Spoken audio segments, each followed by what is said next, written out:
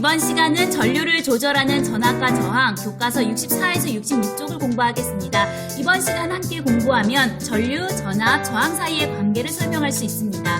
먼저 전류와 전압, 저항 사이의 관계를 탐구 실험 내용으로 알아보겠습니다. 전류와 전압, 저항 사이의 관계를 알기 위해서는 전압 조절 손잡이를 돌려서 전압을 조절할 수 있는 전원장치, 전류의 세기를 측정하기 위한 전류계, 니크롬선에 걸리는 전압을 측정하기 위한 전압계, 짧은 니크롬선, 긴 니크롬선, 스위치, 전선이 필요합니다. 회로를 구성할 때는 전류계와 전압계의 연결 방법에 유의해야 됩니다. 전류계와 전압계의 플러스 빨간색 단자는 전원의 플러스 극에, 마이너스 단자는 전원의 마이너스 극 쪽에 연결합니다. 또한 전류계는 회로의 직렬로, 전압계는 회로의 병렬로 연결합니다. 전류계를 직렬로, 전압계를 병렬로 연결해야 되는 이유를 생각해 볼까요? 전류의 세기는 1초 동안 도선의 한 단면을 지나는 전하의 양이라고 했습니다. 따라서 이 도선 어디나 같은 속력으로 전자가 지나가고 있기 때문에 전구를 지나가기 이전 또는 전구를 지나온 이후 회로에 상관없이 일렬로 설치하면 같은 값을 측정할 수 있습니다. 즉 전류계는 회로에 직렬로 연결하면 되죠.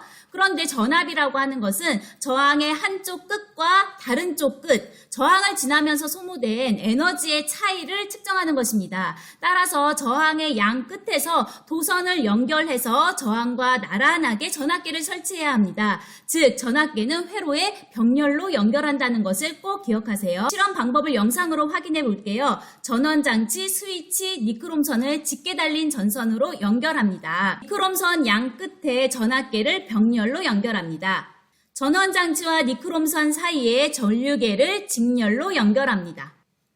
전원장치 전원을 켜고 스위치를 내립니다. 그리고 전원장치 전압을 조절해서 긴 니크롬선에 걸리는 전압이 1.5V가 되었을 때 니크롬선에 흐르는 전류의 세기를 측정합니다.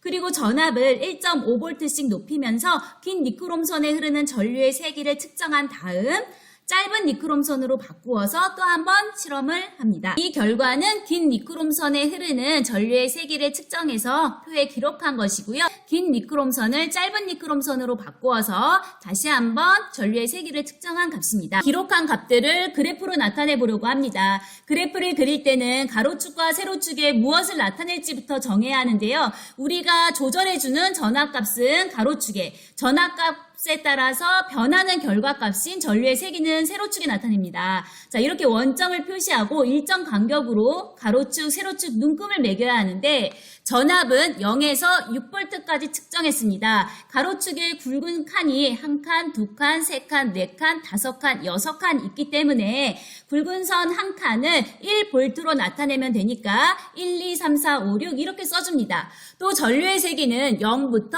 590까지 나타냈는데 세로축의 굵은 선 한 칸도 역시 6칸 있기 때문에 이렇게 100, 200, 300, 400, 500, 600 나타내주면 되겠습니다. 그리고 오른쪽에도 마찬가지로 이렇게 값을 적어줍니다. 그리고 그래프의 표를 보면서 측정값을 나타내는 점을 찍습니다. 먼저 0, 0 원점을 찍고요. 1.5 50mA인데 1.5는 1과 2의 가운데선, 그리고 50은 여기 세로 눈금 한 칸이 20mA죠. 20, 40, 60의 가운데 여기에 찍으면 되겠네요.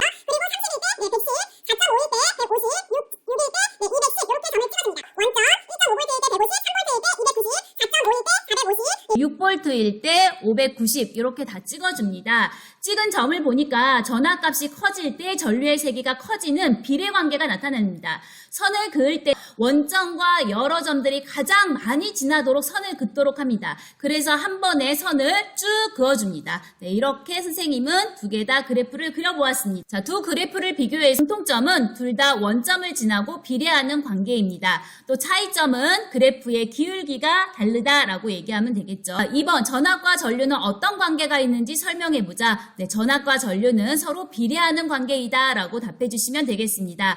전압이 같을 때 두 니크롬선에 흐르는 전류의 세기는 어떠한가? 전압이 같을 때 긴 니크롬선에 전류가 더 적게 흐르는 결과를 보았습니다. 전기 회로에 걸리는 전압이 커지면 전류의 세기도 커집니다. 즉 전류의 세기는 전압에 비례하는데 이러한 관계를 오메 법칙이라고 하고 이렇게 비례하는 그래프로 나타낼 수 있습니다. 전류의 세기나 전압이란 단어는 모든 사람들이 알아볼 수 있는 기호로 정해서 사용하고 있습니다. 전류의 세기라는 intensity의 첫 글자 I를 대문자 기울임체로 써서 나타냅니다. 그리고 전압은 voltage의 첫 글자 V를 대문자 기울임체로 써서 나타냅니다. 그래서 I는 V에 비례한다. 이렇게 나타낼 수 있겠습니다. 이번에는 앞에서 그린 두 개의 그래프를 하나의 그래프에 합쳐보았습니다. 전압이란 전류를 흐르게 하는 능력이죠. 그런데 전압이 같은데도 니크롬선의 길이에 따라서 전류의 세기가 달랐습니다. 그 이유는 무엇일까요? 네, 물질의 종류에 따라서 전류의 흐름을 방해하는 정도가 다르기 때문입니다. 전류의 흐름을 방해하는 정도를 저항이라고 하고 단위는 옴을 사용합니다. 1옴은 1볼트의 전압을 걸었을 때 흐르는 전류의 세기가 1암페어인 도선의 저항입니다. 그래프를 살펴보면 같은 전압을 걸었을 때 빨간색 그래프의 전류의 세기가 더 큽니다. 전류의 흐름을 방해하는 정도가 더 작았다는 것이죠. 파란색 그래프의 전류의 세기가 더 작습니다. 전류의 흐름을 방해하는 정도가 컸다는 거죠. 그래서 두 그래프를 비교한다면 빨간색 그래프는 더 저항이 작은 물체, 파란색 그래프는 저항이 더 큰 물체라고 설명할 수 있습니다. 다시 말해서 전기회로에 같은 전압이 걸릴 때 저항이 클수록 전류의 세기는 감소합니다. 즉 전압이 일정할 때 전류의 세기는 저항에 반비례하고 이것을 그래프로 이렇게 나타낼 수 있습니다. 기호로 나타내면 전류의 세기 아까 뭐였죠? 네, I. 그리고 저항은 resistance의 첫 글자 R을 대문자 기울임체로 써서 나타냅니다. 그래서 I는 R분의 1에 비례한다. 또는 I는 R에 반비례한다. 이렇게 나타낼 수 있겠습니다. 전류의 세기 I는 전압에 비례하고 저항에 반비례한다는 것을 알았는데요. 전류, 전압, 저항의 관계를 정리하면 전류의 세기는 저항분의 전압, 즉 기호로 나타내면 I는 R분의 V로 나타낼 수 있습니다. 전류의 세기를 전압과 저항에 관한 식으로 나타낸 것 꼭 기억해 두세요. 자, 그런데 문제를 적용하다가 보면 전압이나 저항값을 구하라고 하기도 합니다. 여러분 외우기 좋으라고 하나 가져와 봤는데요. 네, V는 IR 또는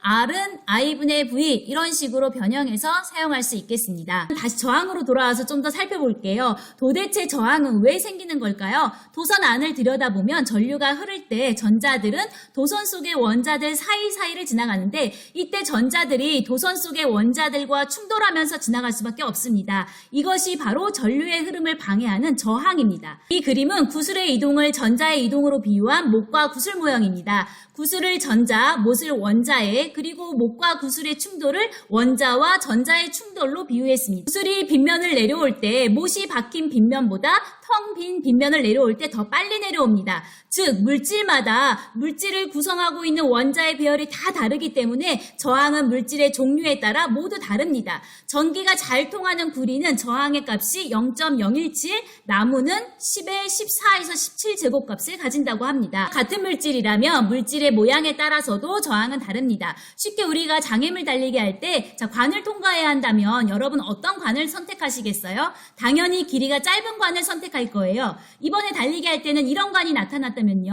네, 굵기가 굵은 관을 선택하겠죠. 그 이유는요. 네, 지나가기 쉬우니까요. 네, 같은 물질일 때 길이가 짧고 굵기가 굵은 모양이라면 저항의 크기는 작다고 설명할 수 있겠습니다. 자, 우리가 앞서 실험을 통해서 그려보았던 이 그래프 기억나시죠? 길이가 짧을 때 저항이 작다. 그래서 같은 전압일 때 길이가 짧은 니크롬선이 전류의 흐름을 방해하는 저항이 적으니까 전류의 세기가 더 컸던 것이었습니다. 네, 스스로 확인하기 66쪽입니다. 전류의 흐름을 방해하는 정도를 무엇이라고 하는가? 네, 저항이라고 합니다. 전기 회로에서 전류의 세기는 전압에 비례하고 저항에 반비례한다고 할 수 있겠네요. 텔레비전 소리를 크게 하려면 센 전류가 흘러야 한다. 소리를 크게 하기 위해서는 저항을 어떻게 해야 하는지 전류와 저항의 관계로 설명해보자 라고 했습니다. 네, 소리가 발생하는 곳의 저항이 클수록 전류가 작아지기 때문에 소리를 크게 하고 싶다면 저항을 작게 만들어야 되겠죠. 오늘 여기까지입니다. 다음은 쓰임새에 맞는 저항의 연결 교과서 68에서 71쪽을 공부하겠습니다. 네, 오늘도 공부하느라고 애 정말 많이 썼습니다. 사랑합니다.